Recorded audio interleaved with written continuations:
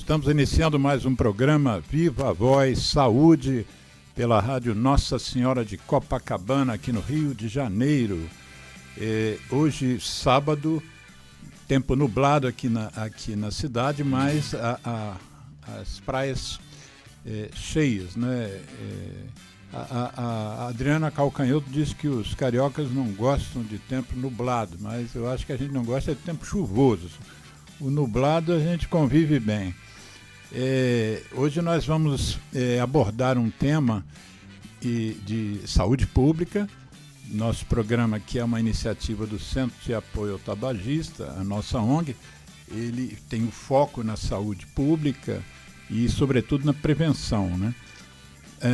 Então, hoje nós vamos trazer um tema que é um tema importantíssimo e é um tema que mobilizou é um tema existe poliinteresses no controle dessa questão e mobilizou ao longo das últimas 2-3 décadas uma quantidade grande de pessoas, de academia, de parlamentares, que são, né, os acidentes de trânsito sob o efeito das bebidas alcoólicas ou outras substâncias psicoativas. Para a gente conversar, eu convidei uma professora, Ângela Abreu, que é de uma unidade de saúde que ela vai se referir, associada ao UFRJ, a Universidade Federal do Rio de Janeiro.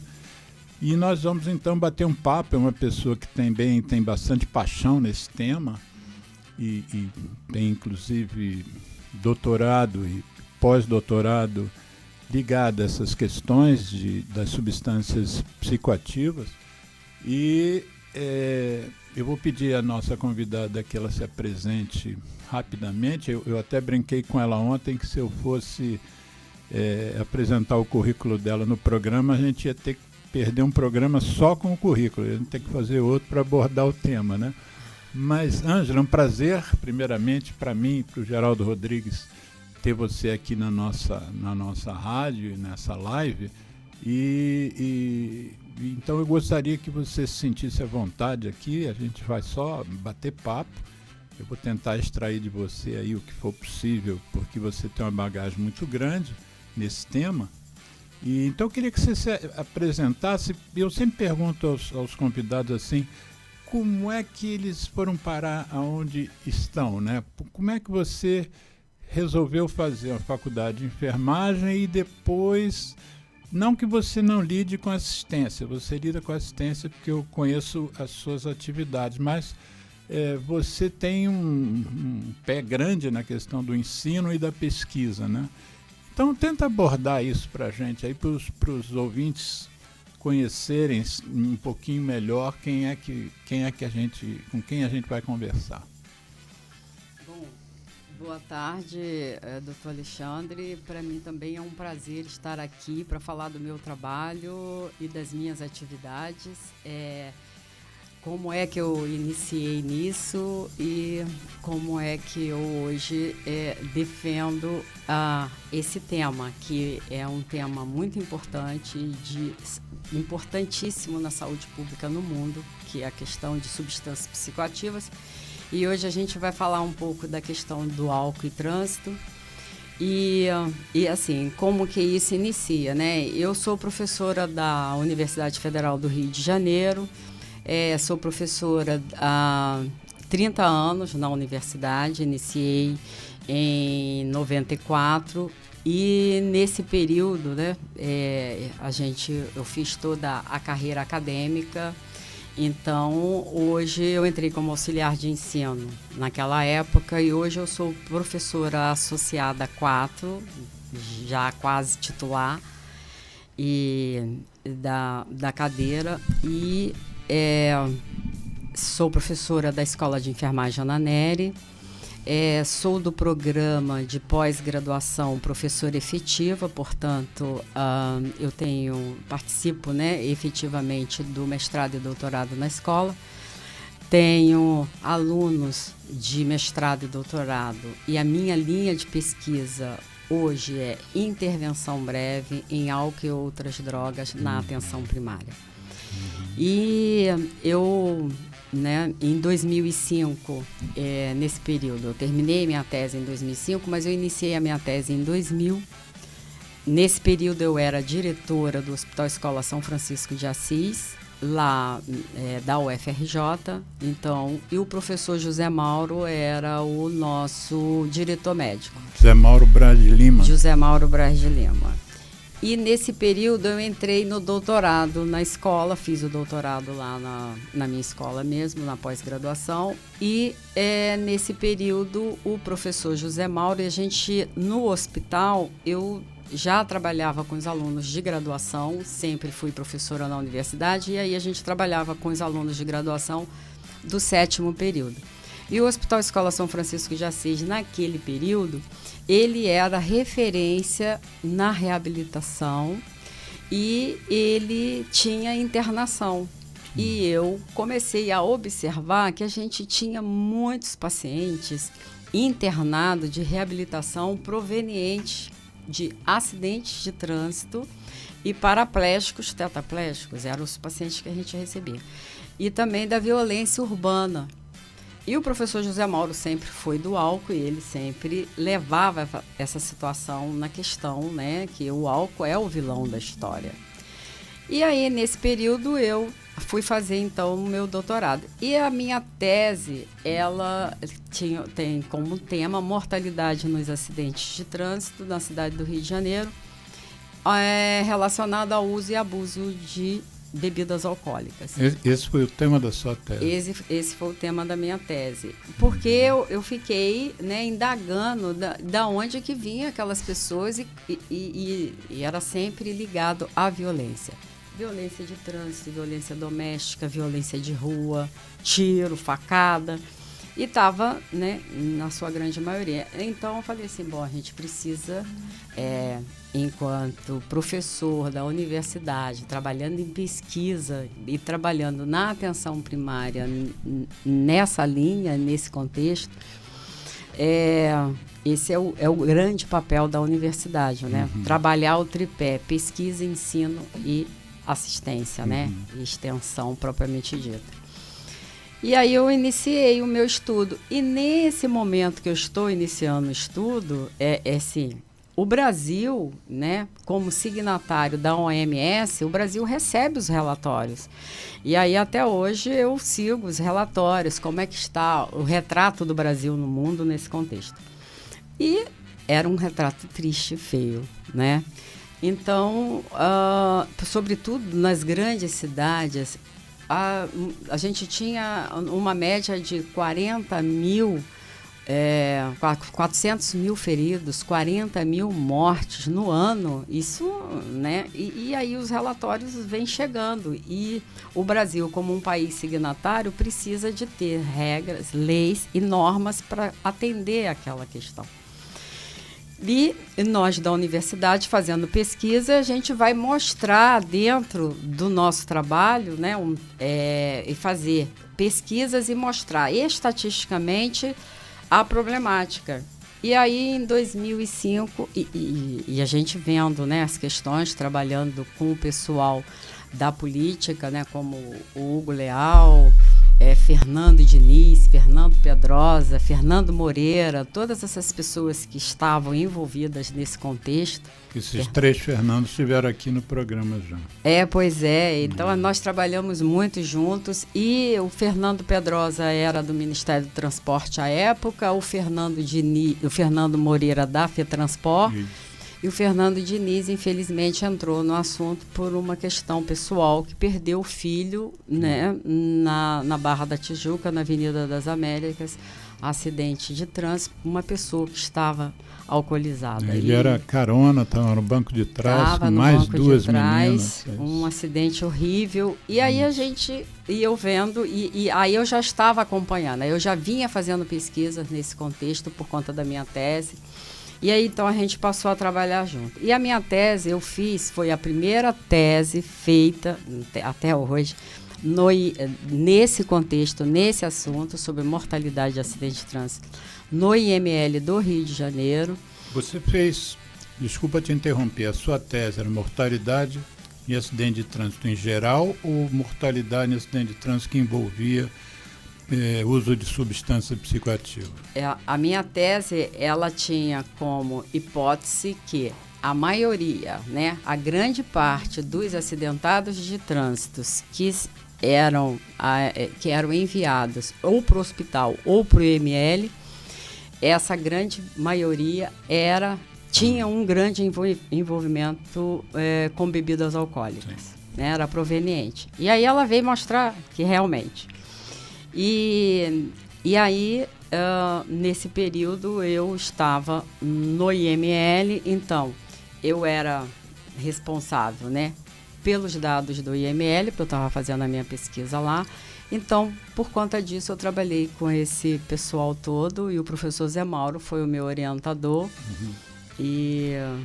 E até hoje, depois a gente trabalhou muito juntos, até hoje a gente trabalha também na questão eu mandei da uma prevenção. mensagem para o Zé Mauro dizendo, aliás, para os 3 Fernandos, para o Zé Mauro dizendo que você estaria aqui hoje. Não sei se eles estão acompanhando o programa, mas certamente a gente vai editar depois e encaminhar o link para eles, né? Uhum. Eles são grandes figuras. E uma coisa interessante que eu acompanhei de perto, a morte do filho do Fernando Diniz foi em 2003, e eu estava num lugar e recebi um jornal, O Dia, e nesse jornal O Dia, praticamente a capa do jornal era o acidente, né? E eu, nesse dia, tinha ido levar minha filha para a primeira aula de teatro, ali na Casa da Cultura, eu acho, ali na Gávea. E aí, ela ainda adolescente e tal, eu falei, eu vou ficar te esperando aqui. E fui para um restaurante, o Hipódromo da Gávea, que nem existe mais hoje, e eu fui para um restaurante e fiquei lendo esse dia, né? E eu fiquei tão impactado com aquilo, porque mostrava a foto do Fernando e da esposa numa situação uma tristeza imensa que não dá nem para a gente imaginar, né? E a partir dali eu tinha um livro eletrônico, foi o primeiro e-book brasileiro, eu lancei em 96. Mas era um livro sobre tabagismo, uns 40 capítulos mais ou menos. Mas como o tabagismo começa pela juventude, em 95% dos casos, eu escrevi um capítulo novo chamado A Foto de um Acidente de Trânsito, que eu, aliás, mandei para o seu zap agora, depois você vê. E aí eu escrevi e iniciei o capítulo com essa foto e com o que eu senti, né? E depois eu comecei a desenvolver, comecei a fotografar acidentes, né? Eu trabalhava no SAMU também. E finalmente eu tenho uma forma de identificar quantas pessoas visitam o meu livro por capítulos. E eram capítulos sobre fumo, todos eles eram sobre fumo. Esse era o único que a vertente entrou pelo jovem, não pelo fumo, que também o jovem se acidenta mais, né? E surpreendentemente para mim, a page views, né, os acessos a esse capítulo, o único que não era sobre fumo, ele era 3, 4 vezes a mais do que os outros, ou seja, era um tema que provavelmente estava embutido nas pessoas, as pessoas tinham um sentimento qualquer a respeito daquele assunto, e quando eu coloquei o capítulo, o meu livro parecia que era um livro sobre acidente de trânsito, né? De tal forma o impacto que esse tipo de situação causa na nossa sociedade, né? E uma outra coisa interessante também que você mencionou en passant é que quando a Lei Seca foi criada, antes disso, o Hugo Leal era presidente do Detran do Rio de Janeiro. Era. E aí convenceram ele a ir para Brasília como deputado federal, elegeram ele, né? Um grupo grande fez a coisa, e ele lá foi o relator da lei. Ele está até hoje lá, né? E está até hoje lá. Como deputado. Exatamente. Então, nesse período, que foi exatamente o início dos anos 2000, né, que foi na década de 20, a gente estamos nela, né? Na década entre 2000 e 2010, né? Nos primeiros momentos, estávamos todos envolvidos nessa questão. E a gente já tinha prévias, né? Do meu levantamento no IML.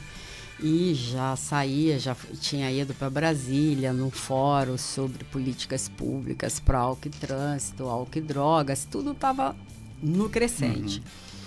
E então, quando eu terminei a minha tese, que foi em 2005, e eu, na minha defesa, e todas essas pessoas, né, foram convidadas, e a gente teve bastante convidados, inclusive do próprio IML, que participou, aí cedeu, né, todos os seus dados para poder fazer esse estudo.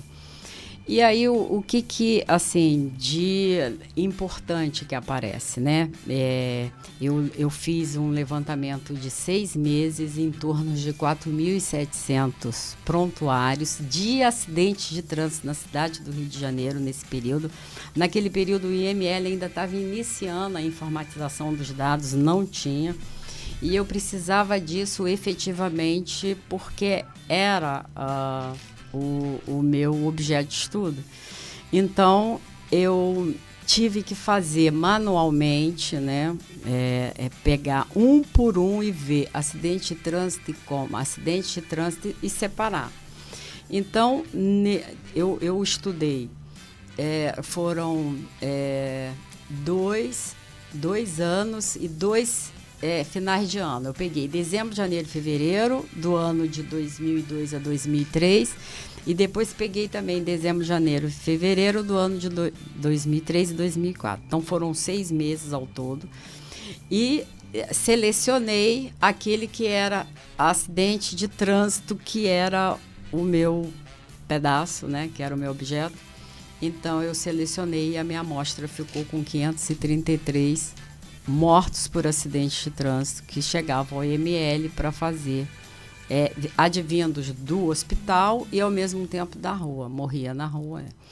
E, então, posso te interromper mais uma vez? Uma das coisas que incomodava um pouco o Fernando Diniz é que ele dizia que, ele me disse, acho que ele disse inclusive aqui no programa, que os óbitos, considerados óbitos por acidente de trânsito, são os que ocorrem no local do acidente. Quando ele morre depois, que ele vai para o hospital, fica operado ou não, vai para o CTI ou não, aí tem uma morte, a morte se dá, vamos dizer, 15 dias depois, não é considerado morte por acidente de trânsito. É isso mesmo? Não.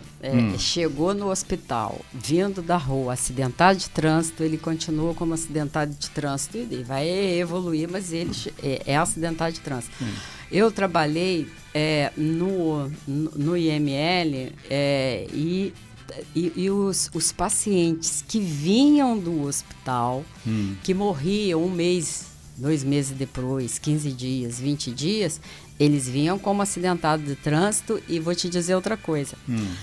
Quando eles vinham do hospital, a gente tinha mais informações nos boletins, porque o hospital faz toda a informação. Sim. O boletim que vinha só de acidentado de trânsito na rua, ele vinha faltando muitos dados. Sim. E como a minha tese, a gente fala de dados secundários, né? Eu peguei dados do IML e eu estudei os dados do IML, então eu estudava os prontuários. Mas o indivíduo que chega acidentado de trânsito, vai para o hospital, ele continua como acidente de trânsito. Sim. E tem lógica isso. O que não que inclusive essa também foi uma das recomendações da minha tese, é que se chegasse no hospital, à época não estava fazendo, né? Acredito que hoje também ainda não está fazendo. E já fazer, né? Acidente de trânsito, tem sinais de embriaguez, fazia alcoolemia no próprio hospital, mas não. Tanto que eu comecei pela emergência para poder pegar esse pessoal. Depois eu vi que na emergência não estava fazendo a alcoolemia. E então, aí eu fui para o IML e lá eu recebia os pacientes que eram, né, de acidente de trânsito, ia para o hospital, morria no hospital, ia para o IML. Esses eu não pude fazer a alcoolemia, porque não dá. Então, a alcoolemia é importante nas primeiras 24 horas. E aqueles que morrem na rua entravam já no IML, então lá já se fazia alcoolemia assim que chegava. E aí a conclusão da sua tese? Então, desses 533, 181 que fizeram alcoolemia, desses 181, 52% tinha envolvimento com álcool. Mais da metade. Mais da metade. E envolvimentos que desde 0,2, 3, porque nesse período eu peguei ainda um período em que o IML utilizava uma técnica, que era a técnica de oxirredução. Não pegava os indivíduos abaixo de 0,6, né? E depois de 2002... Quantas latas de cerveja 0,6? 0,6 equivale a 3 latinhas de cerveja. Sim. E abaixo, né, disso, se tivesse tomado 2, não pegava? A oxirredução não. E aí eu peguei de 2003 a 2004, porque aí eu já estava no IML fazendo a pesquisa. Então, o IML passou, então, a fazer a pesquisa que a maior parte do IML no mundo faz, que é a técnica da cromatografia gasosa. A técnica da cromatografia gasosa, ela pega a alcoolemia, né, desde 0,1, 0,2, diferente de zero está pegando. Então, esses diferentes de zero que a gente pegou, foi 42% dessa população, né? Então, a gente via que era assim, a gente precisava, qual era o nosso, né? A nossa meta era diminuir e ajudar, né? Diminuir o limite de tolerância no Brasil, que era 0,6, estava morrendo muita gente, né? E aí a gente precisava de mostrar que a gente precisava de uma política pública mais efetiva para poder a gente inibir, né? Que não vamos acabar, infelizmente, mas a gente poderia estar minimizando, e foi o que aconteceu. Quando eu terminei a tese, já o Hugo Leal já... Aí, a minha tese ajudou como fomento, né? Foi um fomento e subsidiou a lei seca, com os meus dados. Então, com todos esses dados, é o estudo que ele já vinha fazendo, e a gente vendo os relatórios da OMS, aqui no Brasil também, do IPEA e tudo mais. Então, a gente foi estudando e vendo, e então chegamos a um consenso, que seria, a gente estava pensando que a gente ia diminuir para 0,2, mas era assim, precisava de uma medida contundente, né, de uma medida mesmo de choque. Assim a gente seguiu, né, a França, seguiu o Japão também, que fez dessa forma, quando as coisas estavam exacerbadas. E aí a maioria jovem, né, na produtividade, e o custo que é isso para o Sistema Único de Saúde. Então, a gente precisava de trabalhar a prevenção nesse sentido. E para a Previdência Social também. Exatamente. Na sua tese, o foco do acidente foi em cima da mortalidade. Mas como você estudou isso tanto, por exemplo, a OMS, né, a Organização Mundial da Saúde, tem um quantitativo de óbitos anuais relacionados ao uso do tabaco, né, que é 8,2 milhões de pessoas por ano no mundo. Mas ela avança dizendo o seguinte: para cada óbito, a gente tem 20 adoentados graves pelo uso do cigarro, ou de outra forma de tabaco. Ou seja, 160 milhões de pessoas. Então, quando a gente fala, em algumas situações, quando a gente fala em mortalidade, não cobre todo o impacto de determinados eventos dentro de uma sociedade, dentro do país e mesmo dentro do planeta, né? Então, 8 milhões de mortes é diferente de 160 milhões de adoentados graves anualmente. Em relação à mortalidade pelos acidentes de trânsito, a última estimativa do IPEA para 2022 foi 45 mil óbitos por ano. Mas qual é o impacto disso em termos dos que não morreram, mas sofreram acidentes e muitos incapacitantes, ou tetraplegias, ou paraplegias? Como é que você, que estuda tanto isso, faria essa correlação? Para cada óbito existe uma estimativa de incapacitados? Sim, então, de uma maneira geral, hoje, o próprio relatório de trânsito no mundo, né, que é de 2021, atualizado, né, que começou agora, a gente entrou na década A gente entrou agora na década de segurança do trânsito, que começa de 21, que vai até 2030. Então, você está perguntando da Organização Mundial de Saúde, né, no mundo. Então, globalmente, a gente tem, pela Organização Mundial de Saúde, mais de 3,5 mil pessoas morrem todos os dias no mundo. E nas vias, né? E sinistro de trânsito causa aproximadamente 1,3 milhão de mortes evitáveis. Sim. Anualmente. Anualmente. E cerca de 50 milhões de feridos por ano. Isso aí tornando a principal causa de morte. Quer dizer, 1.300.000 óbitos e 50 milhões de feridos. Exatamente. Então, a gente tem, e isso, assim, infelizmente acontece em maior escala nos países de baixa e média renda. E o Brasil está situado no média renda. E como é que se explica? Olha, a explicação não é pela quantidade de carros, a frota de carros que cada país tem, porque o país rico tem uma frota muito maior do que a nossa. Tem uma frota a explicação está na educação. A gente precisa de educar o pessoal no trânsito. E foi isso que a minha tese trouxe e é isso que eu faço desde 2005, quando eu terminei a tese, trabalhando na universidade na questão da prevenção e promoção da saúde nesse contexto. Eu vi a sua apresentação, inclusive, em vários eventos em escolas, né? Ensino fundamental, inclusive, e médio. Sim. E a repercussão disso é boa, ao seu ver? Muita, porque então a gente passou, né, a fazer essas atividades na universidade.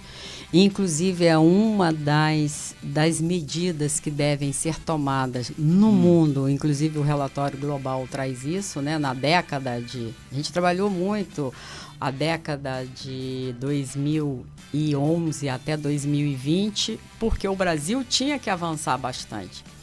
E nesse momento avançou com a Lei Seca, né, que é a Lei da Alcoolemia Zero, em 2008.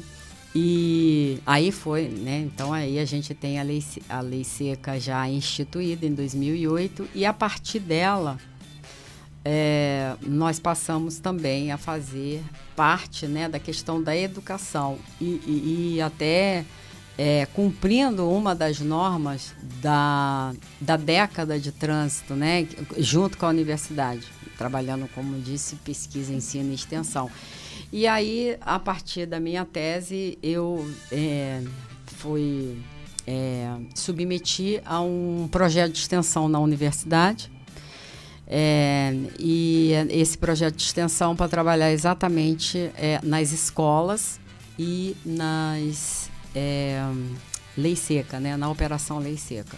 E aí, assim que o Brasil instituiu a Lei da Alcoolemia Zero, em 2008, em março de 2009, iniciou a Operação Lei Seca no Rio de Janeiro, com apoio do Estado. Naquele momento, a gente tinha apoio do federal, do Estado, em todos os sentidos.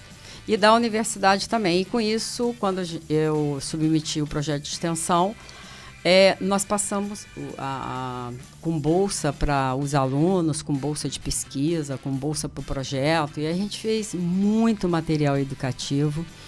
E junto com os alunos do 7º período da Faculdade de Enfermagem, então nós passamos a inserir isso dentro do currículo da escola nessa disciplina. Mas que a gente tem. De escolas que vocês tiveram acesso ou isso foi aceito pela Secretaria de Educação e todas as escolas têm hoje? A gente pediu a autorização da Secretaria de Educação. A gente já tem também já havia e tem também uma política que é a educação nas escolas, junto com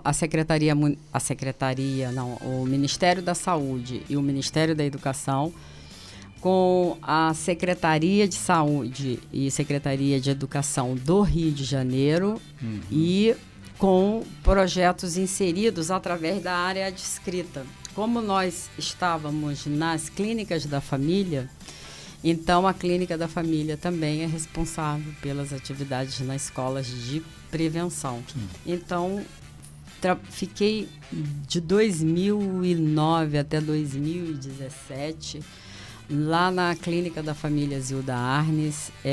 Trabalhamos aquelas... Zilda Arnes é em que bairro mesmo? Em Bom Sucesso, bairro Bom Sucesso do Rio de Janeiro. Isso.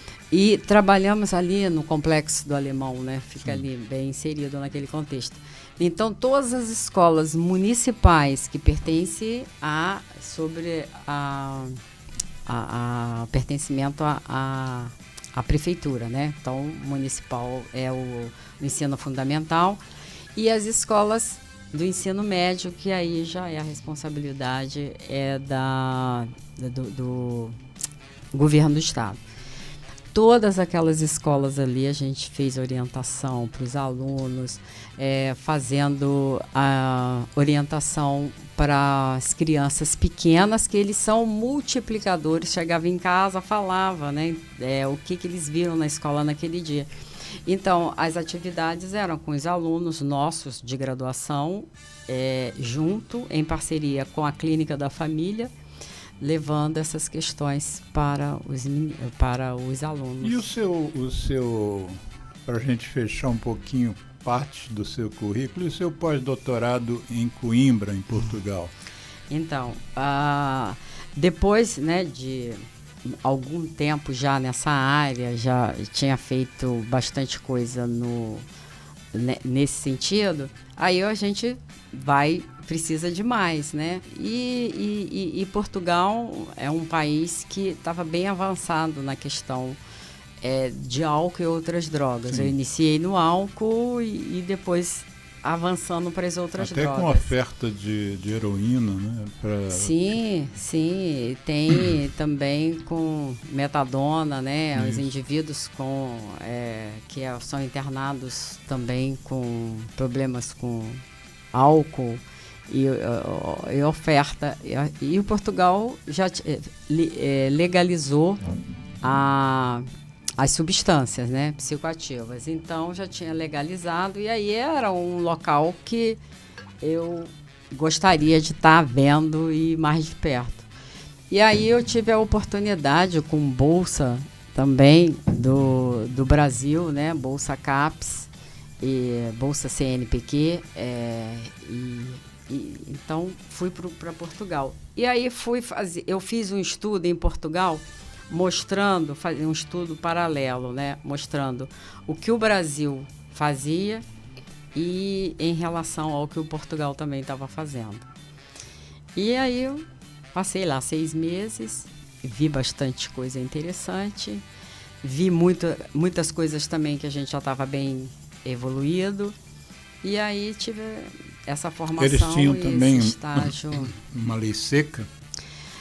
Eles têm, mas não alcoolemia zero, né? É 0,8 para cima, 0,6, mais ou menos por aí. Mas tem também alguns trabalhos parecidos com o meu. Na faculdade tinha, né? Que era um trabalho intitulado Antes que te queimes, também com os alunos da universidade. E aí a gente trabalhou em conjunto lá, fazendo bem semelhante ao que a gente fazia aqui. Foi troca, né? Que pós-doutorado você leva os dados também para fazer trocas de experiências em outro país. E foi muito interessante. E né? você que viveu, então, as duas experiências, participou ativamente da da nossa lei seca, da formulação, você é a favor da alcoolemia zero. Você acha que é o mais adequado para efetivamente controlar esse escalabro? A alcoolemia zero, ela foi importante, como foi importante na França, como foi importante no Japão, e foi muito importante aqui. No ano seguinte, de 2008, no segundo semestre, quando a gente fez novamente a pesquisa, a gente percebeu que só no Rio de Janeiro evitou-se 796 óbitos no trânsito por conta da introdução da alcoolemia. E depois a gente veio fazendo... É quase que se morre de tuberculose no Rio de Janeiro. Pois é, tuberculose é outra coisa. Quase é o esse Rio número. De Janeiro. Você vê a quantidade que foi evitada de óbitos. 796 só no Rio de Janeiro. E por quê? Porque o Sudeste, né, teve a maior redução, porque a Operação Lei Seca já estava funcionando e efetivamente no Rio de Janeiro. Da onde veio o deputado, né? Do deputado Hugo Leal, que ele é do Rio de Janeiro. Como o Fernando Diniz também do Rio de Janeiro. E o governo também naquele momento, o Brasil inteiro estava envolvido, né? A gente depois veio também a década de trânsito, né? Para poder a gente trabalhar mais ainda nesse contexto, a gente trabalhou muito. E em 2018, né? Em 2016... eu sigo muito os mapas do relatório mundial, né, do relatório da OMS. O que me faz, assim, com muito orgulho, ver o Brasil bem azulzinho, branquinho, na questão de normas importantíssimas que foram realizadas no país para diminuir os acidentes de trânsito. E aí a gente aparece, o Brasil aparece azul, branquinho, assim, por conta da alcoolemia zero. Então, porque a gente tem, assim, muita diversidade e a gente tem um país que é um continente. O Brasil, comparado com os países desenvolvidos, né, Europa, Estados Unidos, ele não tem uma educação, ele não primou muito pela educação escolar, né? Então a gente teve uma educação muito agora, né? Na década, no século 20, final dali da década de 90, né? Então a gente tinha ainda, década de 80, ainda pessoas analfabetas, né? E isso... a gente vem num crescente, né? E a gente pecou, o Brasil peca até hoje e pecou muito na questão do ensino, né? Da escolaridade das pessoas. Então a gente tem pessoas sem escolaridade e isso ainda talvez não entenda bem, ou mesmo de nível superior também a gente encontra pessoas que acham que isso aí não é importante, acham que isso não é uma coisa que é prioridade, mas a gente mostrando os números, a gente vendo os números, a gente percebe que ainda é importante fazer educação em saúde nas escolas, trazer isso para os currículos escolares, mostrar isso, educação desde cedo no trânsito. Isso os países de primeiro mundo já fez há algum tempo. O Fernando Diniz, uma das queixas dele em relação à execução da lei seca é que quando a lei seca foi criada, você sabe disso melhor do que eu, existe uma identificação do fato, né, baseado em bafômetro e outras coisas, e existe uma aplicação de uma punição, né, que seja uma punição pecuniária, quer dizer, uma multa, uma perda do direito de dirigir por um período, mas parte dessa, originalmente, né, parte dessa arrecadação deveria ser destinada à educação e no trânsito, educação para o trânsito. E uma das coisas que o Fernando Diniz então se queixa é de que essas verbas não estão carimbadas, né? Você concorda com isso?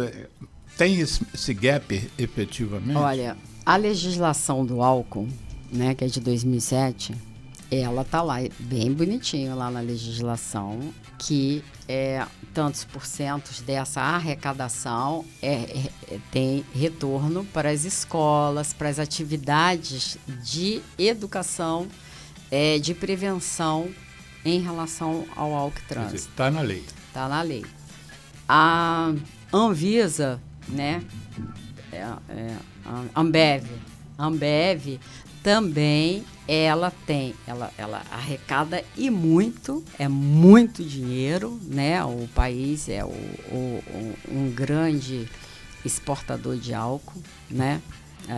O mercado de cachaça, né? O maior exportador de cachaça. E o terceiro maior produtor de cerveja. Terceiro maior produtor de cerveja, e é um país tropical, um país que todos usufrui das bebidas alcoólicas. E cuja legislação não conseguiu impedir propaganda de cerveja nos meios de comunicação, como a gente conseguiu com cigarro. Como cigarro, né? E aí isso é um lobby muito forte, inclusive da cerveja, porque até hoje a gente vai dar palestra, e eu trouxe até aí o nosso bebê de baixo risco, que está aí, esse nosso panfleto aí.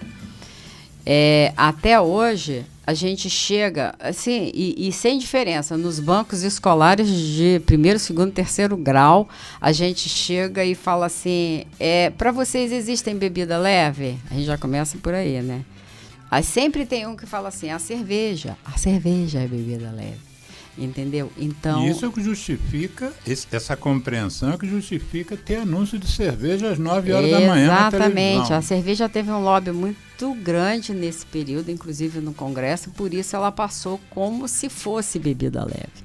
Então, teve um lobby bastante grande nesse sentido. Mas, na verdade, a gente sabe que não existe bebida leve. E aí a gente tem assim a cerveja, o vinho, a cachaça. Então a gente tem sempre explica que na verdade o teor alcoólico da cachaça é mais alto, do vinho menor e da cerveja é menor ainda. No entanto, a quantidade de álcool puro por dose padrão é a mesma. Não 10 a 12 gramas. Então a gente vai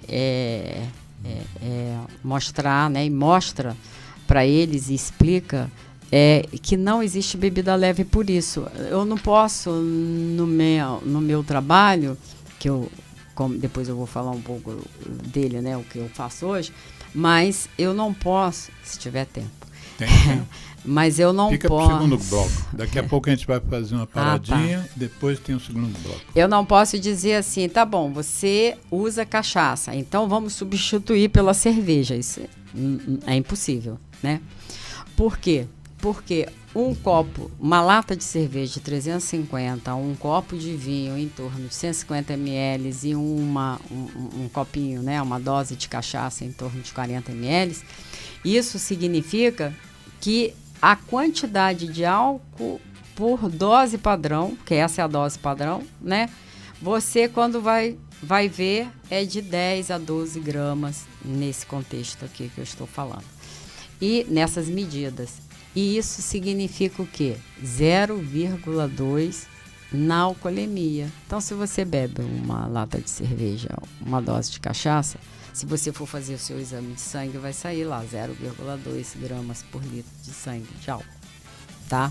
E no bafômetro, que é o aspirado, que é da lei seca, então lá é miligramas, né? Porque o aspirado é 0,1, que equivale ao 0,2. E me diga uma coisa, quando eu sou militante, né, ativista do movimento contra o fumo, entre outros movimentos, e a gente, para emplacar qualquer lei, a gente sempre enfrenta uma resistência muito grande de várias origens. Por exemplo, os parlamentos, né? Seja o Senado, seja a Câmara Federal, existe uma pressão contra qualquer projeto de lei que mexa na estrutura do tabagismo no Brasil.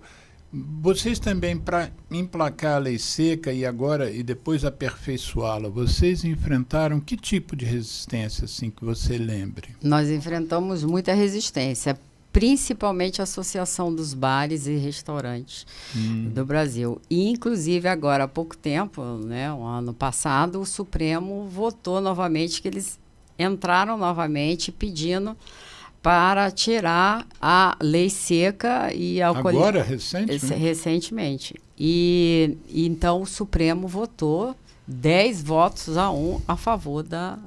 Você lembra quem foi esse não? Não lembro. Não lembro. Não lembro, mas é vale possível. A pesquisa. Não, mas é possível até a gente dizer, mas eu não vou falar com certeza, porque é até mais fácil falar, mas eu não vou dizer não. Você sabe que no nosso movimento também, por exemplo, a legislação que impede o fumo em lugar fechado, os sindicatos também de bares e restaurantes fez uma campanha terrível, porque eles queriam manter o fumódromo. E eu fui a uma dessas reuniões que o sindicato fez com donos de comércio, e eu fui como se eu fosse dono de um restaurante. Eu recebi o passe de um restaurante que eu frequentava e acompanhei. Era uma coisa absurda. Os comerciantes recebiam informações absolutamente distorcidas, mentirosas. Foi igual.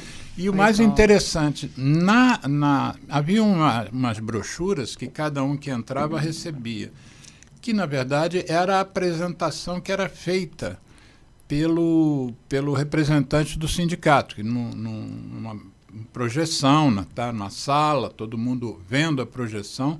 Tudo que estava na projeção era o que a gente tinha recebido ao entrar, para levar quando terminasse. Só que na projeção estava escrito Souza Cruz, apoio Souza Cruz. Nas brochuras que a gente recebeu, não tinha. Foi uma coisa intencional. Na hora que eles produziram material físico, eles tiraram a palavra Souza Cruz, que é a nossa maior companhia de cigarro. Companhia de cigarro no Brasil. E também o que acontece, né? Depois isso foi em 2008, e a gente ainda tem estatísticas, como o IPEA aí 2022 mostrou 45 mil mortos. Isso. E quer dizer, vai aumentando. E a gente teve... Porque a população também aumenta. A população aumenta, mas aí a gente vê de acordo com a taxa. Antes da gente ir para o intervalo, deixa eu te fazer uma última pergunta. O que você acha desses aplicativos? O aplicativo mais conhecido, que é o aplicativo Lei Seca, que determina a qualquer hora do dia onde está havendo operação do Detran. Isso não é, de uma certa forma, é uma coisa que reverte o benefício da lei? Todo mundo pergunta isso. Essa é uma pergunta constante, né? O que a gente pode fazer com os aplicativos? Impossível. Para dominar os aplicativos. E assim, é importante que a gente sabe que a Operação Lei Seca, ela é efetiva e eficaz. Sim. Por mais que a gente tenha aplicativo dizendo vai por aqui, vai por lá, porque alguns, né, vão escapar, mas a efetividade da Operação Lei Seca no Rio de Janeiro, que é onde eu tenho a experiência, ela é efetiva e eficaz, mesmo com essa introdução desses aplicativos. Isso veio desde o início. Veio desde o início, né? E fora os mitos iniciais, né? Que a gente teve que explicar para todo mundo, que aquela coisa, né? Não, mas eu não posso dar prova contra a si mesmo, aquela que tem na Constituição. E aí negava. E depois a lei foi se aprimorando, né? A gente começou com 2008, depois 2012, 2014, que as pessoas achavam que tinham direito de não soprar o bafão. Exatamente. Então, o Hugo Leal sempre diz isso, né? Na verdade, você recebe uma autorização a partir daqueles testes todos que você tem que fazer para ser motorista, e o Estado te dá autorização para aquilo, que tem regras. Então, não é porque você recebeu essa carta de autorização para dirigir que você pode matar, beber e fazer o que você quiser. Tem regras e tem normas, né? E isso é um país desenvolvido, evoluído. E a gente precisa muito de educação em todos os níveis. Eu fiz a minha especialização médica na França. E a França, eu tinha uma amiga que era psicóloga, ela tinha uma empresa para cuidar de trânsito como psicóloga. E uma das coisas que ela me falou, isso fala um pouco sobre a nossa espécie, né, a espécie humana, que para a implantar o uso de cinto de segurança de forma obrigatória, foi necessário lançar mão de multa pesada, porque haviam 4 motivos para as pessoas não usarem cinto de segurança. Um deles é porque num acidente a pessoa dizia que eu posso ficar presa. O outro é porque era incômodo. O outro, por incrível que pareça, talvez um dos mais importantes motivos é porque era uma ordem do governo. Então a pessoa dizia que não se submeteria a uma determinação do governo, né? Então, eu acho que existe uma coisa, quer dizer, o cinto de segurança, o que ele faz? Ele protege a pessoa. Ele não tem nenhuma outra utilidade além de proteger a pessoa de uma repercussão pior num acidente. E mesmo assim a gente tem que aplicar multa para conseguir convencer uma sociedade a adotar esse sistema, né? E hoje, assim, fazendo ainda acompanhamento um pouco nesse sentido, a questão do cinto de segurança hoje, né, me parece uma coisa já introduzida nos cidadãos. Isso. Então, mas isso leva tempo. Levou tempo, isso já vem desde a década de 80, né, a obrigatoriedade do cinto de segurança, e isso depois vem fomentando mais ainda com as normas, com as políticas públicas, etc. Mas é difícil e é sempre a questão da educação, orientação, informação. E, né, isso aí também... A gente acabou de sair de uma pandemia, nem saímos ainda, e tinha gente fazendo campanha pelo não uso de máscara, né? Uma doença de transmissão pessoa a pessoa por via aérea, pessoas fazendo campanha, dizendo que máscara faria mal, inclusive, ia reter gás carbônico. Não sei se você lembra disso. Eu lembro. A gente trabalha com isso e trabalha fazendo essas orientações, né? E não só máscara, negar a vacina, né? E estamos hoje aqui... Até hoje. E estamos, de vez em quando a gente ouve assim, umas coisas absurdas, né? Ainda. E estamos com problemas na bivalente, né? Então, embora, né, seja um outro assunto, mas tudo faz parte da educação e tudo faz parte do que a gente faz, do que a gente trabalha, a prevenção e promoção da saúde. Então, eu fui tomar minha vacina essa semana, só um parênteses. E a técnica de enfermagem lá que aplica estava vazio. Entrei e vacinei, né, lá no Marcolino, ali do lado da escola, do lado da escola Ana Nery. Não tinha ninguém. Aí ela falou assim: você não sabe o quanto que a gente aqui está. A presença das pessoas está muito baixo, muito baixo. Então, por conta das fake news, a gente sabe das fake news que rolam por aí, para as pessoas não tomarem a vacina. Gente, a gente só está vivendo agora por conta da vacina. Mas, enfim, essas coisas ruins tem em todas as áreas, em todos os sentidos. Para a questão do trânsito também, a gente encontra cada raciocínio, né? E aí a gente hoje tem novamente que continuar a fazer, né, a campanha, a orientação nas escolas, como eu te mandei várias fotos, né, de várias escolas, a gente trabalhando nesse sentido. Na Operação Lei Seca também, depois a gente iniciou também fazendo mais atividades na Operação Lei Seca, ajudamos bastante, e eles nos ajudaram. Tem pessoas que não sabem, aqueles na operação e nas campanhas educativas tem sempre uns rapazes em geral é homem, né? Cadeirantes, né?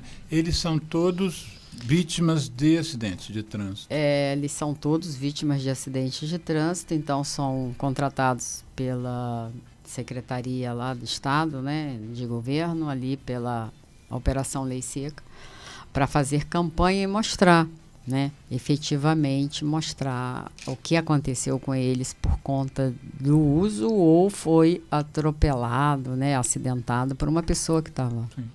Então vamos fazer um intervalo, Geraldo? Podemos. Vamos colocar uma música que faz parte da nossa ONG, música sobre cigarro. Você vai escolher qual, Geraldo? Do coral. A do coral. Coral que eu participei, da maestrina Surama Oliveira, lá de Brasília, e a maestrina escolheu uma música do Geraldinho Azevedo, que ele parou de fumar. Gosto muito do Geraldinho. Por quem não gosta, né? Ele fez uma música chamada Fumar Pra Quê, depois que ele decidiu parar de fumar, que estava prejudicando a voz, ele é cantor, e aí saiu essa música. Ok. Esse coral, na verdade. ZY1 201, Associação Comunitária Nossa Senhora de Copacabana, 98,7 FM, a onda que chega ao seu coração.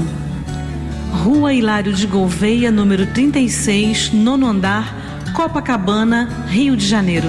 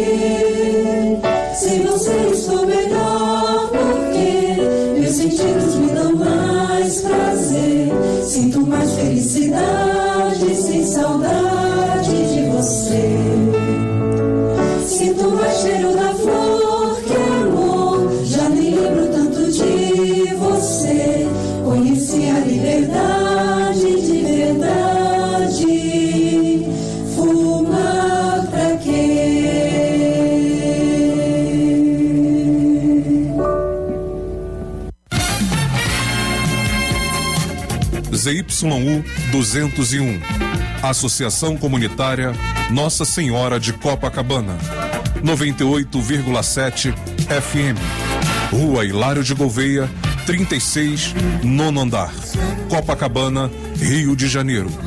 Telefone 3649-3411. E-mail estudionsc@gmail.com.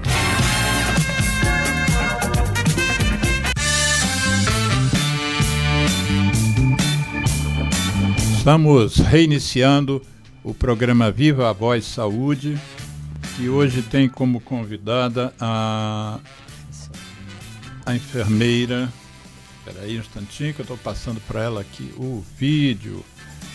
Sim. Nós estamos falando hoje sobre a relação álcool e trânsito.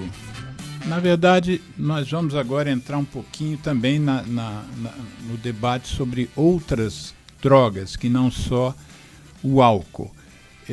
A nossa convidada tem muito interesse no tema, o tema que a gente escolheu e a convidou é um tema importantíssimo de saúde pública, é um tema onde a gente tem uma mortalidade imensa, uma morbidade também imensa, um custo para os países altíssimo, um custo via gastos com tratamentos médicos, gastos com a previdência por aposentadorias precoces, um sofrimento grande para muitas famílias.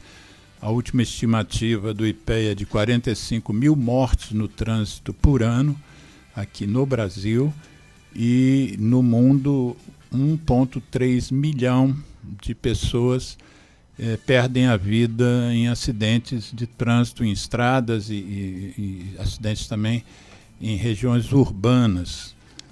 E nós tivemos no Brasil uma grande conquista, que foi a aceitação de um projeto de lei que impôs um limite à questão do uso de um automotivo sob efeito de bebida alcoólica, mas infelizmente a gente ainda tem esses números, a população brasileira cresce e nós temos aí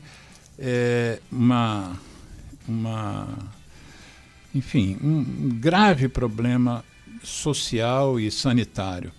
Uma pessoa muito querida nossa, Guilherme Ataíde Ribeiro Franco, lá de São Paulo, faz alguns comentários aqui no chat do YouTube.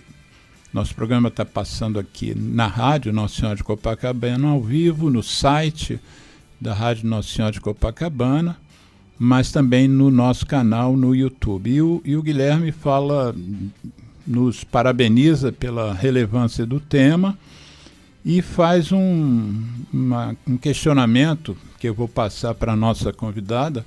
Ele faz um questionamento sobre a questão da propaganda, né? A lei seca, ela foca no trânsito, na direção de automotivos, mas não me parece que a lei seca não tem um artigo que impeça a propaganda.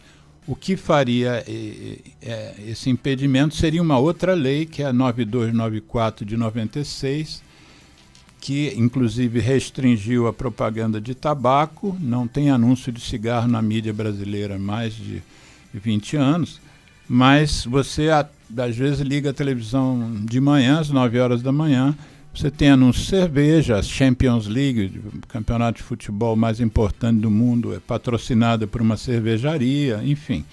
A própria seleção brasileira, na época do Ronaldo Fenômeno, era patrocinada por uma cerveja brasileira, né? E o Ronaldo Fenômeno era um garoto propaganda dessa cervejaria.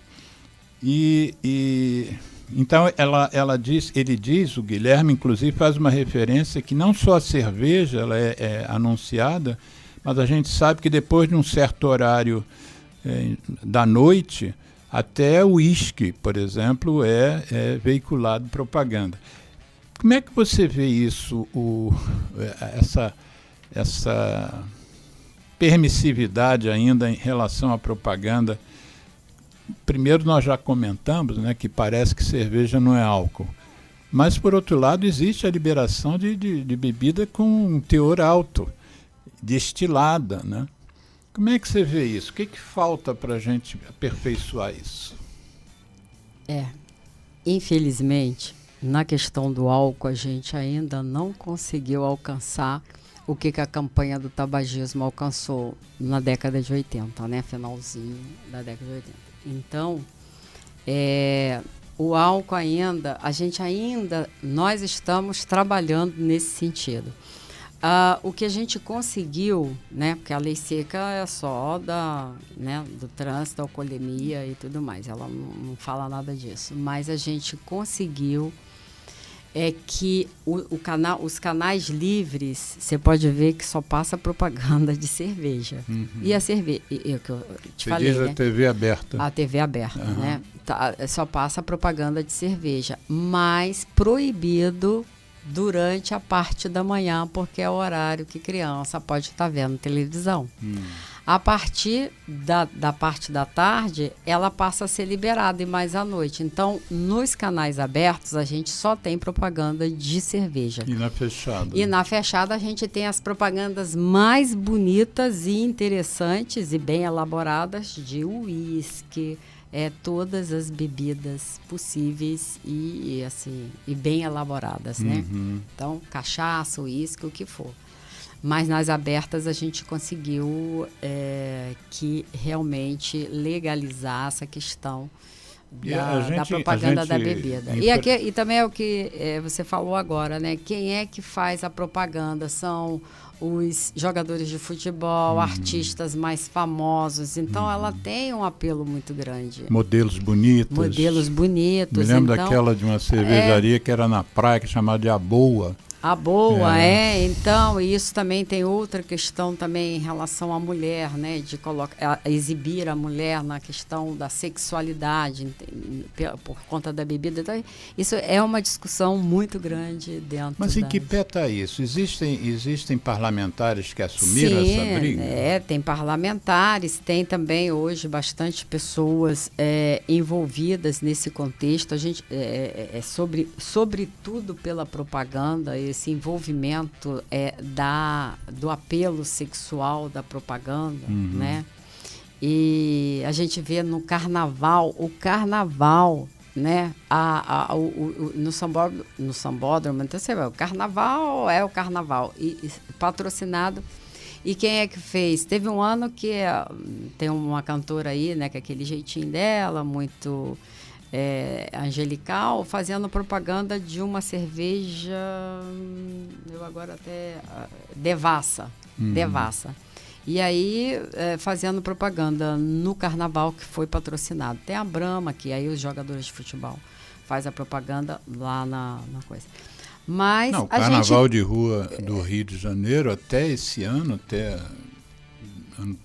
do ano passado para trás, era azul, né? Você via de gente azul, vestida de azul, que era a cor de uma lata de cerveja. De cerveja. Mas isso, né, assim, no carnaval, mas o que não se é realmente admitido é no esporte.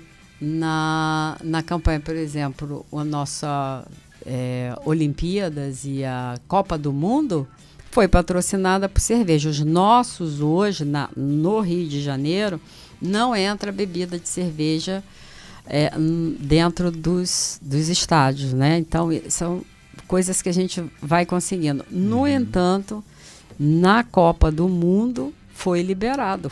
Foi uma discussão naquele momento. Se liberava, se não liberava. Na Copa do Mundo de agora. Copa do Mundo na Copa do Mundo que foi no Brasil. Ah, sim, mas no Catar agora também foi outra. E o Catar é pior ainda, porque lá você não bebe, né? Lá só turista bebe. Só turista.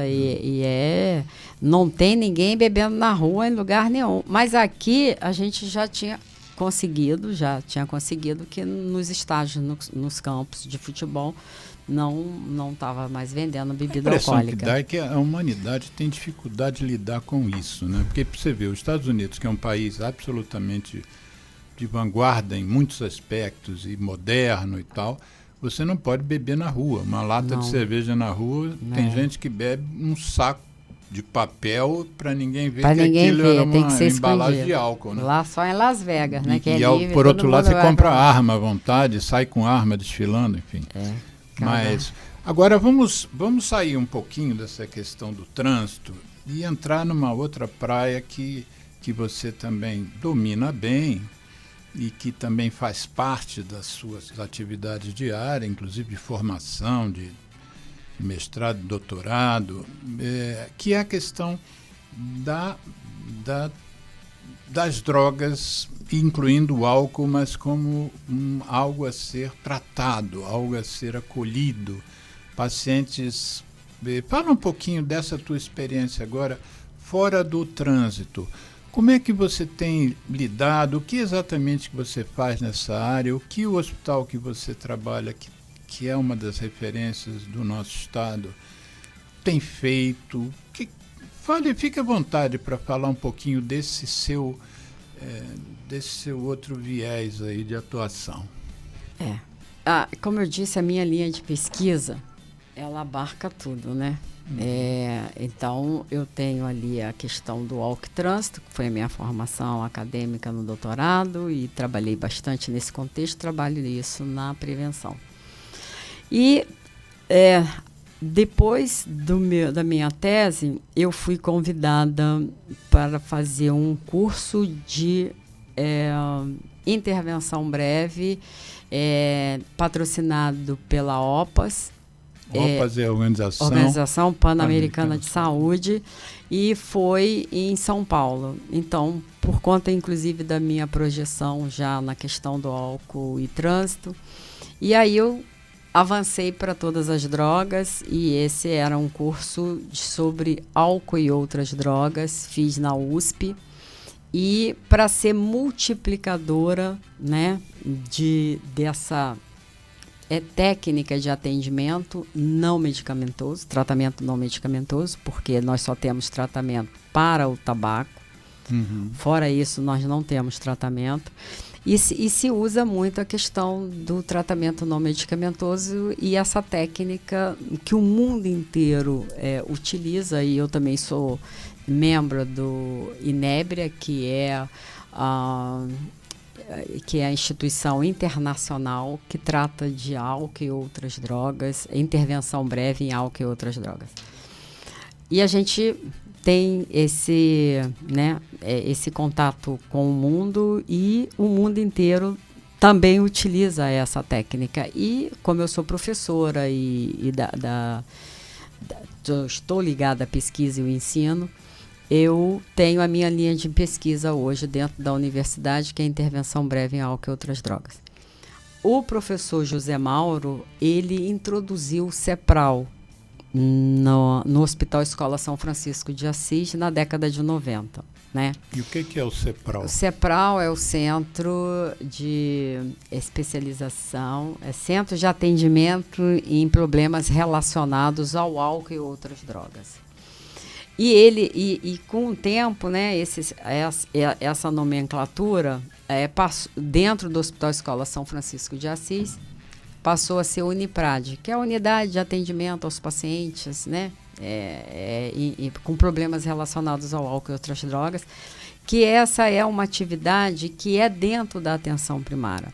Portanto, a gente trabalha com pacientes que vivem na sociedade. Os nossos pacientes vivem na sociedade.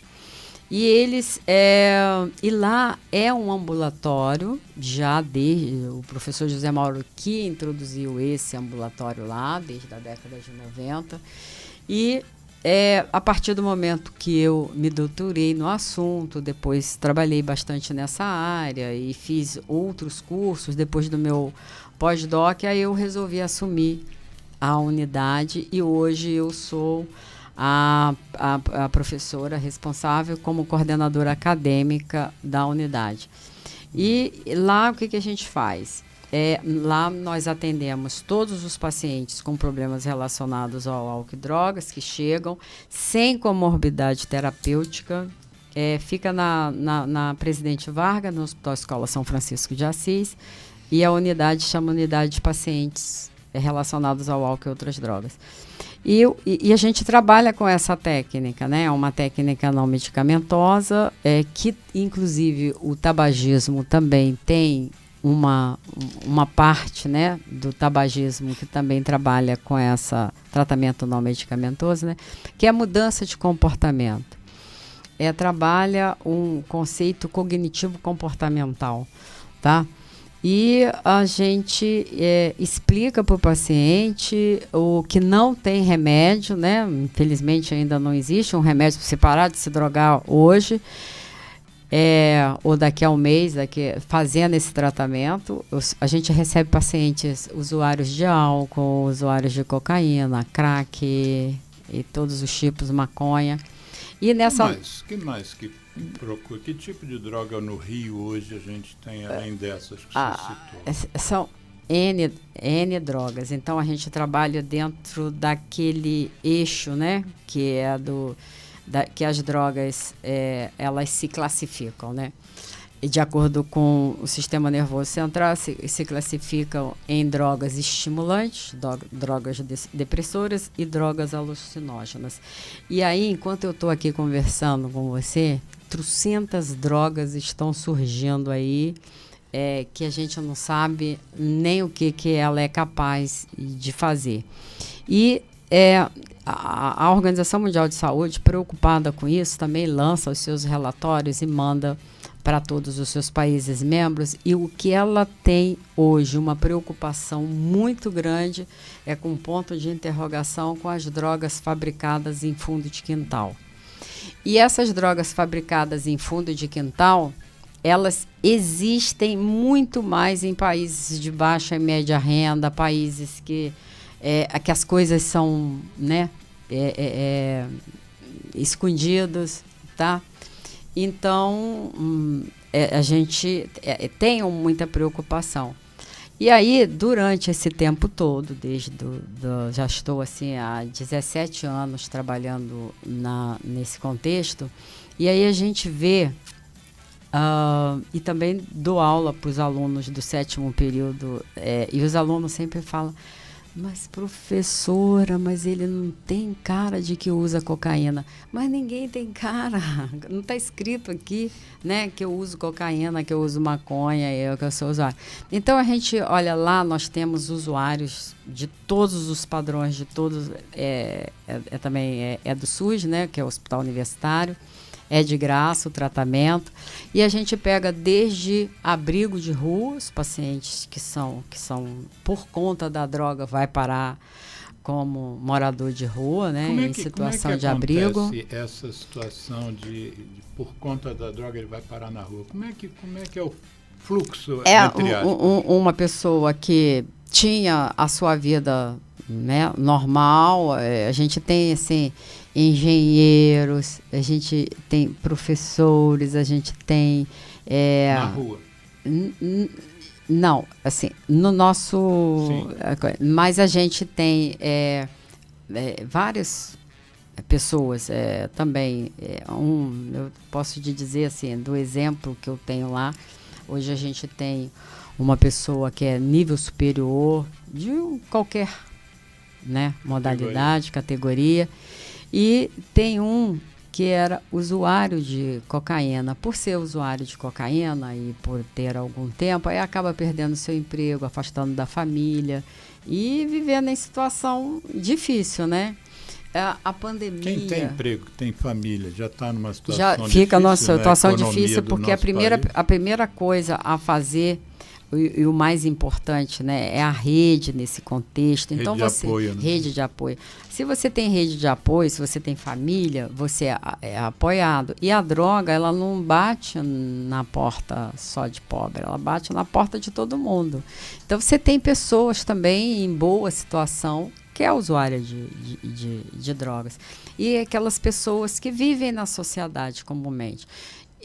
Estudantes, alunos de faculdades.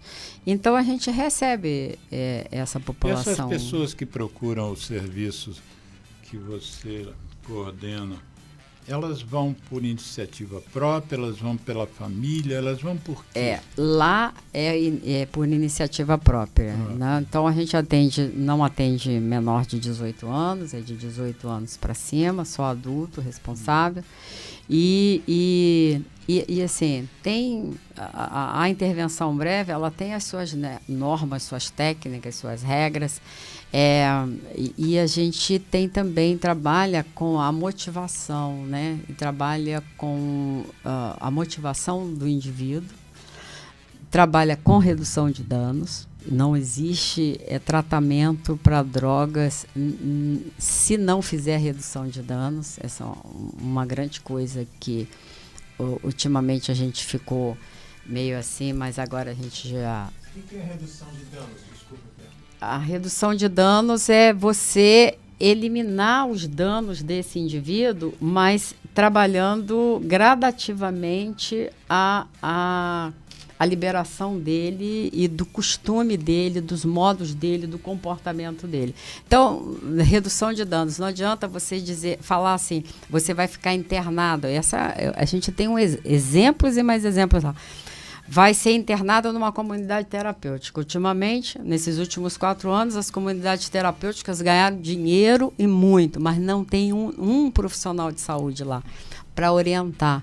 Então se entrega, fica preso, e aí tem que as comunidades terapêuticas evangélicas e só fica, né, orando. Tem também as católicas e ora o dia inteiro, tem aquele compromisso, depois vai orar de novo, né? E atividades também.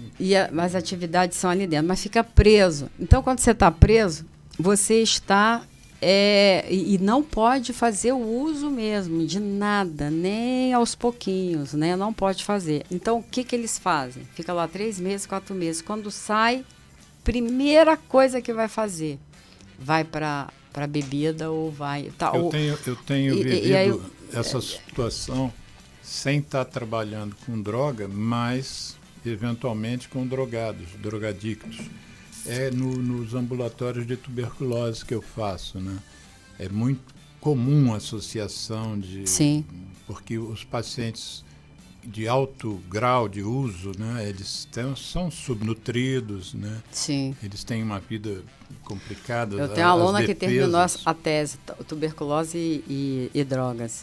Terminou Já defendeu? Já defendeu, e hoje ela é está na biblioteca da UFRJ, Sim. Depois eu te dou. Eu queria ter acesso a ela para trazer ela aqui. Também. Ela vai trazer e ela vai falar muito bem, porque hoje foi requisitada, porque ela trabalha no hospital de Curicica, que é referência, né? O Paula Souza. Eu trabalhei lá 36 anos, eu era chefe do departamento de tuberculose. Lá. Então, ela foi minha aluna de doutorado, a Sônia Sueli do Espírito Santo.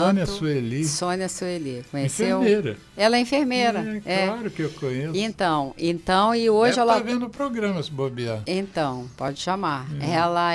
Hoje, ela está trabalhando para a OPAS, fazendo um trabalho maravilhoso que é levantamento do complexo prisional, tuberculose, Sim. E também levantando álcool e drogas com essa população. A carga de infecção dos presídios em tuberculose, você vê no Brasil a média é 36. E o Rio de Janeiro tem que ter... 100 mil, 36. O Rio de Janeiro está quase 100 por 100 mil. E maior dos estados. 300 por 100 mil, mas tem presídios que é 1.500 por 100 mil. Então, é tão grande que a OPA, junto com o Ministério da Saúde, usando como referência o hospital que é de referência para tuberculose no Rio, e ela, depois do doutorado dela, ela foi convidada a participar do grupo e fazer esse levantamento. Então, ela está hoje trabalhando para a OPAS. Ela está no Hospital de Curicica? Está no Hospital de Curicica. Está no Centro de Referência Hélio Fraga? Não, está no Hospital de Curicica. Está no hospital mesmo. Vou conversar com ela, então, vou trazer ela aqui. Tá. O que você me diz, qual é a sua opinião, tudo que você tem estudado, sobre a questão da descriminalização das drogas e uma outra palavra, liberação, como já ocorre em alguns, por exemplo, com a maconha nos Estados Unidos, na Holanda. Portugal, a experiência eu não conheço, mas você conhece. Como é que se lida com essa história? sem ideologia. Eu sou a favor da descriminalização da maconha.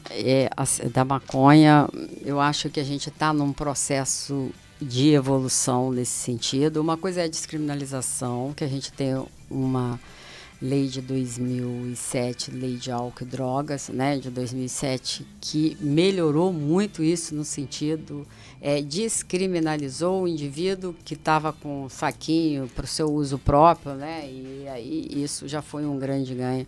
Uma coisa é a descriminalização, outra coisa é a legalização. Então, eu sou a favor da legalização, sobretudo da maconha, porque quando você legaliza, né, uma droga, né, quando você legaliza, você normatiza isso. E quando você normatiza, por que a gente tem padrão de consumo para o álcool? Porque ele é legalizado. Você não tem padrão de consumo para maconha, você não tem padrão de consumo para cocaína. Então, quando você legaliza, você traz as normas e o padrão de consumo e o governo, né, o Estado, vai assumir as normas e aí não vai deixar na mão de qualquer boca, de traficante, porque é muito dinheiro que rola, né? Então, esse dinheiro vem e o governo é que vai administrar isso. Eu tive aqui pertinho, no Uruguai, a legalização da maconha lá é uma coisa fabulosa. Tá lá, você passa nos shoppings, nas lojas, né, legalizadas, você sabe a proveniência, de onde vem, qual é o produto, que produto. Agora o indivíduo aqui vai comprar maconha toda carregada. Isso é uma questão, vamos dizer, quase química, mas em relação, por exemplo, à questão social e à questão de aumentar ou não o consumo com a legalização. Acredito que com a legalização você vai diminuir as questões de danos ao organismo, sobretudo em relação ao produto. E você vai normatizar isso. Isso é a minha opinião, né? Claro. Trabalhando com isso, eu penso que dentro do contexto que a gente vive hoje, a legalização não aumentaria o consumo. Sim. E você teria como prever e normatizar, porque os remédios que a gente toma, eles são todos drogas, né? No entanto, eles são legalizados e normatizados e você tem a prescrição. Então, você vai se prescrever. E aí é lógico que se você tem uma legalização da maconha, você tem um produto legalizado com as normas dano ao organismo. Eu confesso que eu não tenho opinião formada sobre isso ainda, pelo menos.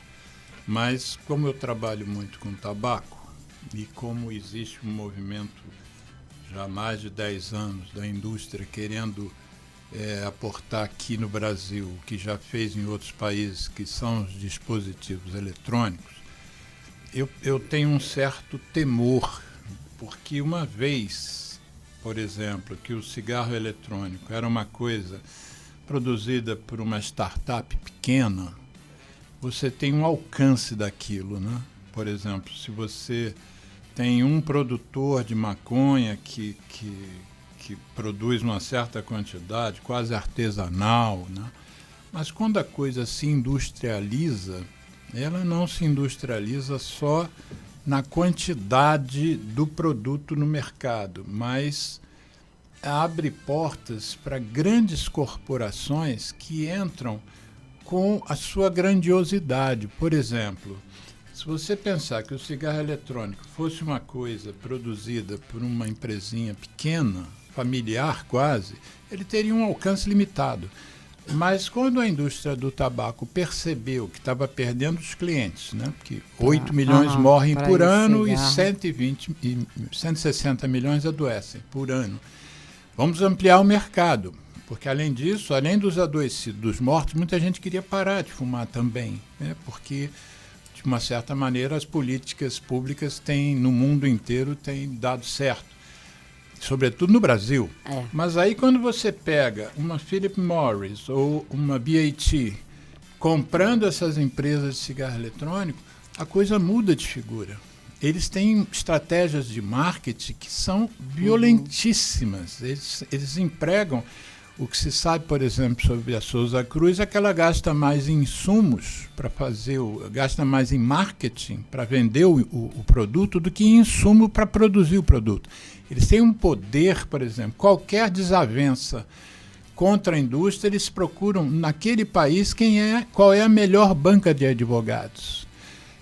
E procuram naquele país qual é a melhor empresa de publicidade daquele país.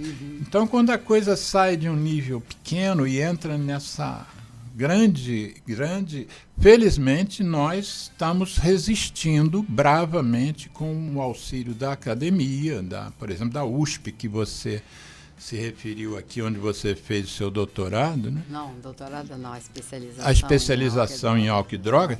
A USP apoiou a Anvisa na decisão de que por que deveria manter suspensa a venda de cigarro eletrônico no Brasil.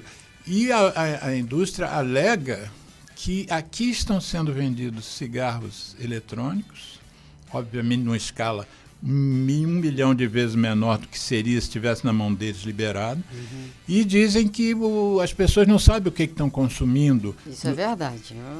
Isso é verdade, mas o que você está consumindo com os produtos deles é coisa tão ruim que os produtos deles matam 8 milhões de pessoas por ano. E nós sabemos o que tem ali daqueles cigarros regulados há 100 anos. Não, o cigarro comum. Não, a pessoa tá há 100 anos nós consumimos cigarros. Pergunta se as pessoas sabem o que estão consumindo naquele cilindrinho. Não sabem. Isso é uma falácia da indústria. Então, no caso do tabaco, eu estou te dizendo.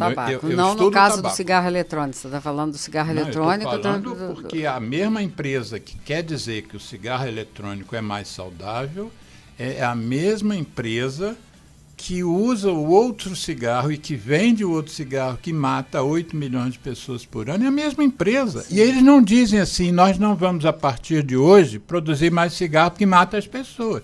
Eles dizem assim, esse aqui é menos ofensivo à saúde. E só que eles vendem os dois. Eu sei. É difícil. É uma seara muito difícil, sim, muito complicada.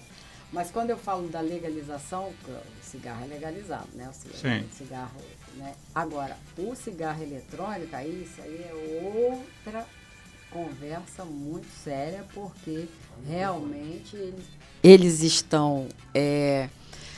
os adolescentes, tem muitos adolescentes, hoje tem muita gente fazendo uso de cigarro, que a gente teve uma campanha maravilhosa que o Brasil, os seus jovens não fumam, né? Então, mas agora está aumentando. E aumentando por quê? Com o advento do cigarro eletrônico. E o cigarro eletrônico, por incrível que pareça, é proibido no Brasil. Não pode. Você pode andar aqui em Ipanema, que tem gente vendendo cigarro eletrônico. A escala é mínima. Mas, de qualquer forma, mesmo com a escala mínima, está tendo aumento entre os adolescentes. Os adolescentes que não pegaram a campanha da nossa geração, que eu era da geração de que fumar era bonito, né? Você fumava dentro da sala de aula. Hoje, quando você chega e vê alguém fumando, você espanta. Os médicos fumavam dentro do consultório durante uma consulta. Era uma coisa horrível. E a gente é dessa geração e veio, mas agora a gente não tem tanta gente falando sobre a prevenção do cigarro, tanta campanha, mas venha lá no cigarro, né? É legal, mas está lá.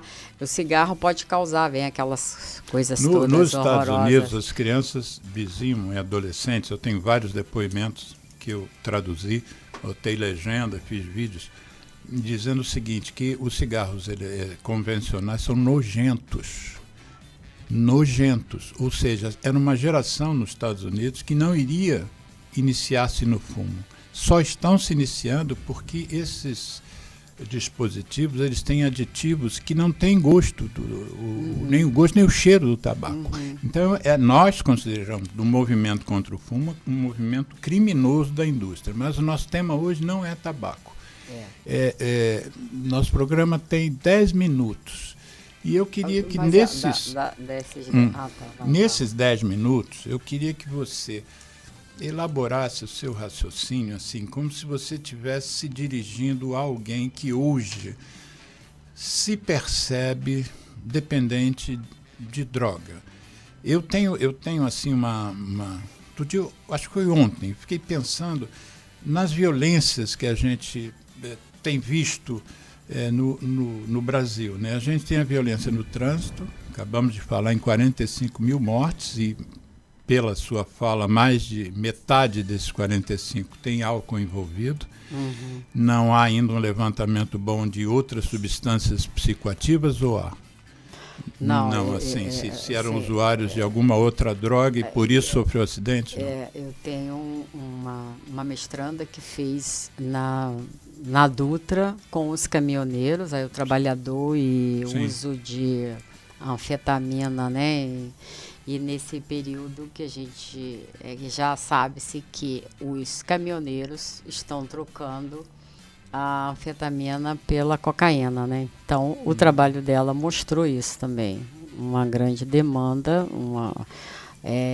de trabalhadores, caminhoneiros usando cocaína. E a gente já tem vários trabalhos mostrando isso. Inclusive, esse foi um dos meus 2 últimos artigos que saiu recentemente. O efeito da cocaína no indivíduo que está dirigindo. Exatamente. O indivíduo que dirige e que veio usar cocaína é por conta da carga horária e de descanso, e que às vezes não tem essa carga horária, então ele tem que aumentar essa carga horária para entregar o produto lá na frente.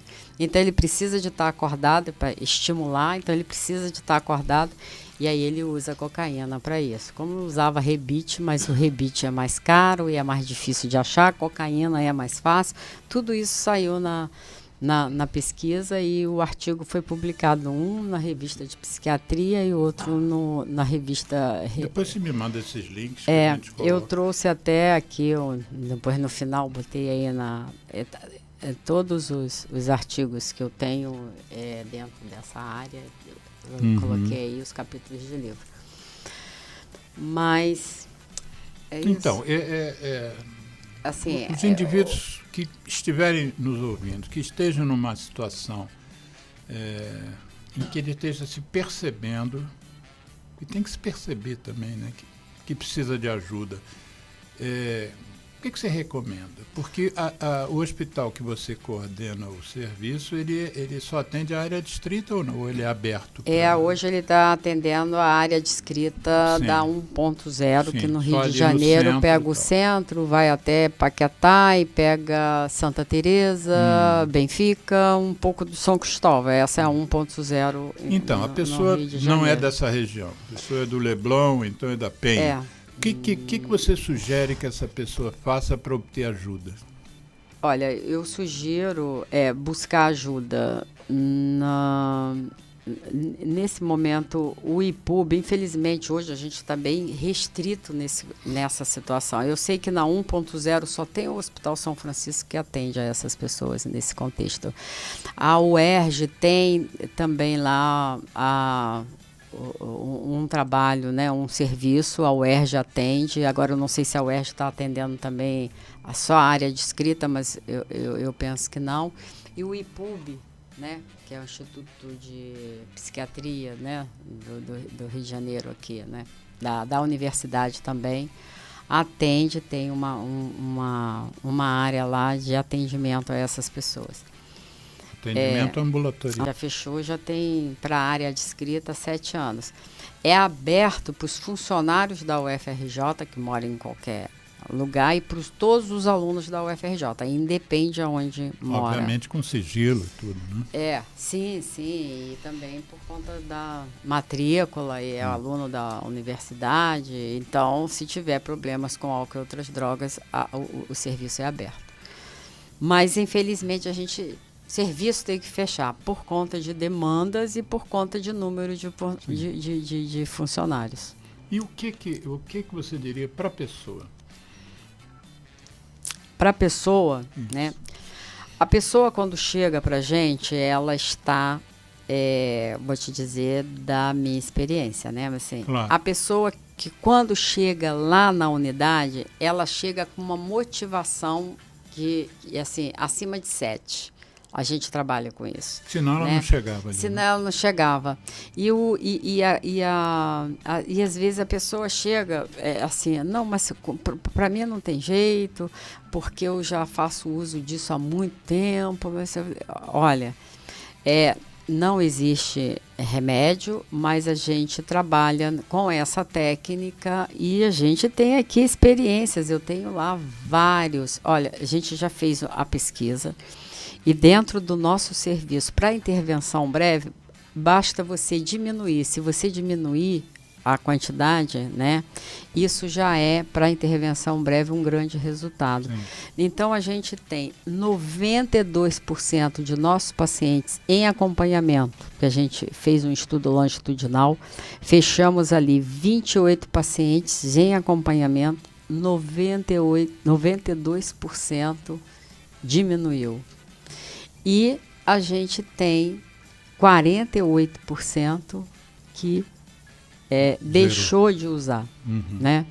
Então, e isso é assim... Isso persiste a longo prazo? E aí persiste, a gente vai acompanhando e depois, né, de um tempo sem usar, 1, 2, 3 anos, tem um grupo de reflexão que ele vai frequentar, tem um ajuda o outro, tem também lá os outros profissionais, assistente social, psicóloga, e na intervenção breve, na primeira semana, quando ele chega, assim, uma vez por semana ele está lá e a gente vai mudando o comportamento, né? Então, numa situação genérica, vai em uma clínica da família e diz, olha, eu estou com problema nessa área. Na clínica da família é que ajudar? encaminha. A clínica da família encaminha para o serviço.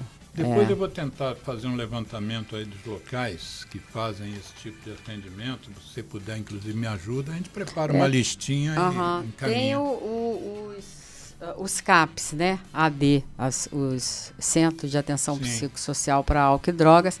Na 1.0 não tem nenhum CAP AD. A gente tem os CAPs ADs no município. Nos CAPs do município do Rio de Janeiro, a gente tem todas as áreas programáticas, menos na 1.0. Ângela, contato. Se alguém quiser tirar uma dúvida com você e tal, tem algum contato que você possa dar? O meu contato, eu posso dar meu telefone. Tem. Não, meu telefone. Não. Vou dar meu Você e-mail. Não tem e-mail? Vou dar meu e-mail. Deixa. Meu e-mail é angelaMendesAbreu@gmail.com. Ângela Mendes Abreu, tudo junto. Depois a gente digita Gmail. isso. E o meu contato profissional, né, é na Escola de Enfermagem Ana Nery, na rua Afonso Cavalcante, Departamento de Saúde Pública. Eu sou do Departamento de Saúde Pública da escola. Afonso Cavalcante é no centro do Rio de Janeiro. Afonso Cavalcante é no centro do Rio de Janeiro, naquela rua da Prefeitura da cidade do Rio de Janeiro, Isso. que fica atrás do Hospital Escola São Francisco de Assis, e num local muito fácil dentro da cidade do Rio de Janeiro, Isso. né? Metrô, o quê? Cidade Nova? Metrô Praça 11. Praça 11, Praça pertinho. 11. Praça 11. Geraldo, nós temos menos de um minuto, não é isso? Geraldo fica me olhando com o zoião aberto, né, Geraldo? Ângela, muito obrigado por você ter vindo aqui. Professora Ângela Abreu, especialista em vários aspectos aí da questão das substâncias psicoativas, né? Se dispôs a passar esse sábado aqui conosco. Agradecemos muito, Ângela. E espero que você volte aqui com temas ou correlatos, ou mesmo esse a gente se aprofundar, atualizar mais os dados. A gente se aprofundar, porque eu tenho que falar do sistema, né, nervoso central, do sistema de recompensa cerebral, e a gente vai trabalhar com tudo isso. Tá bom, vamos fazer um novo programa, com certeza.